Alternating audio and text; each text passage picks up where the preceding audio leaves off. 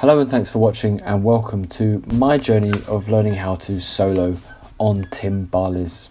Timbales, or pilas, are shallow single-headed drums with metal casing. They are shallower than single-headed tom-toms and usually tuned much higher, especially for their size. They were developed as an alternative to classical timpani in Cuba in the early 20th century and later spread across Latin America and the United States, and are very popular in salsa.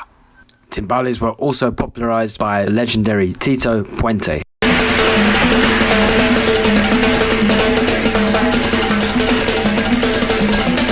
So my history is I enjoy playing timbales, I enjoy the rhythm.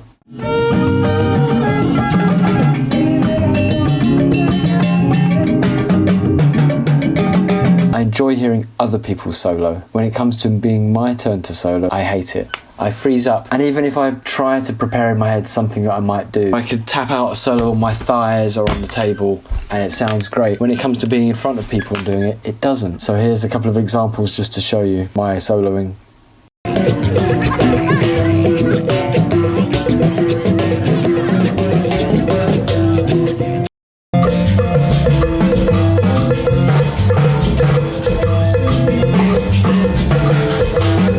I need to improve. I can't play an instrument as loud as that without being a little bit better. So this video series is going to be about my journey of learning how to solo, and hopefully I'll show you how I improve. Hopefully I'll improve along the way, and it will maybe inspire you to work on your soloing too. So the first step was to go to my friend Sam, who's a drum teacher, and ask for his opinion. How did you learn to solo? What do I need to do? What are my first steps? And here's what he said.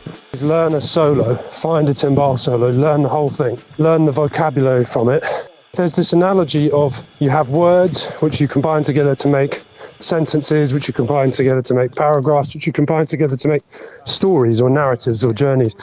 But what you definitely need is the language or the vocabulary, the phrases.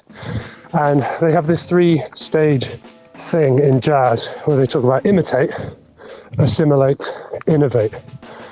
So you start off by imitating, i.e. you learn a solo, then you assimilate it, like you sort of play around with it, you do motific and melodic development ideas to sort of get maximum mileage out of each phrase, and then you innovate eventually when you've done enough of this stuff.